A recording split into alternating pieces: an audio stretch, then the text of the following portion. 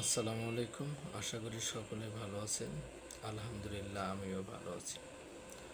অষ্টম শ্রেণীর গণিত অনুসরণী 2.1 দর্শন। শতকরা বার্ষিক যে হারে কোনো মূলধন 6 বছরে মুনাফা মূলধনের দ্বিগুণ হয়, সেই হারে কত টাকা 4 বছরের মুনাফা মূলধনে 2050 টাকা হবে। এখানে আমাদের মূলধন কত সেটা দেওয়া নেই। মনে করলাম মূলধন কি 100 টাকা, তাহলে 6 বছরের মুনাফা মূলধনে কত হওয়ার কথা ছিল? দ্বিগুণ। তাহলে আমাদের মূলধন কত ছিল? 100। 100-র সাথে আমরা 2 গুণ করছি, কত হবে? 100 দ্বিগুণ 200 টাকা। অতএব মুনাফা সমান কত হবে? মুনাফা আসলের থেকে কি, অর্থাৎ 200 থেকে আমরা 100 বাদ দেবো, তখন আমরা কি পাবো? মুনাফা পাবো। তাহলে আমাদের কি হলো? আমরা 100 টাকায় 6 বছরের মুনাফা পেলাম আমরা কত? 100 টাকা। 100 টাকায় 6 বছরের মুনাফা 100 টাকা। অতএব 100 টাকায় 1 বছরের মুনাফা কত? 100/6।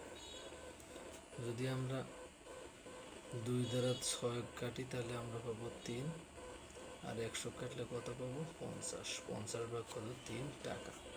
আমাদের মুনাফার হারটা বের করতে হবে, সেজন্য আমরা মুনাফার হারটা বের করে নিলাম। সমান সমান কত? 50/3%। এই মুনাফার হারটা আমরা কি দ্বিতীয় অংশের সাথে আমরা কি যুক্ত করব? এটা আমাদের কি দ্বিতীয় অংশ, মানে সেই হার মুনাফা, মানে এই আমরা 100 টাকা আমরা যে বিনিয়োগ করছিলাম, আমরা মূলধনটা ধরে নিয়ে, ঠিক আছে, ওখান থেকে আমরা যে মুনাফার হারটা পেয়েছি, এই মুনাফার হারটা পরবর্তী সময়ের জন্য যে 4 বছরের জন্য বিনিয়োগ করা হয়েছিল, সেটা এটা মানে 50/3% মুনাফার হারে আর কি। তাহলে কি 100 টাকায় 1 বছরের মুনাফা আমরা কত পেলাম? 50/3 টাকা। অতএব 100 টাকায় 4 বছরের মুনাফা আমরা কত পাবো? কারণ বেশি হবে। এই 4 দ্বারা 50 গুণন 4 ডিভাইডেড বাই কত? 100। 4 50, 200 ভাগ কত? 3।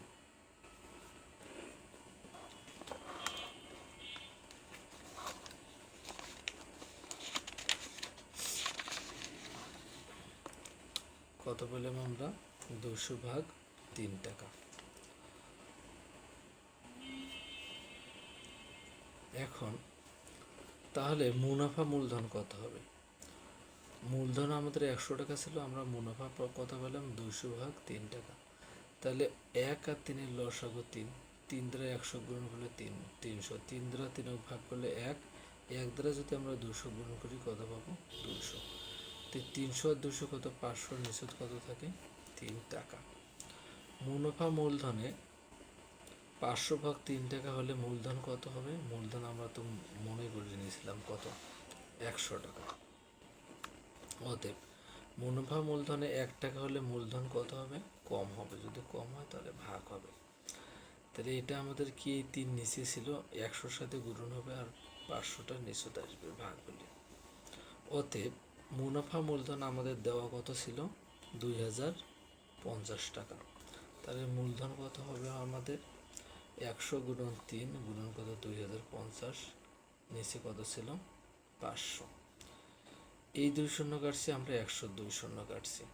4 5 20, 5 অক্ষে 5, এই শূন্য কাটে আমরা এখানটা দিছি 0। 3 অক্ষে 3, 3 ছেড়ে 12, 1230 টাকা। তাহলে আমাদের মূলধন কত ছিল? 1230 টাকা।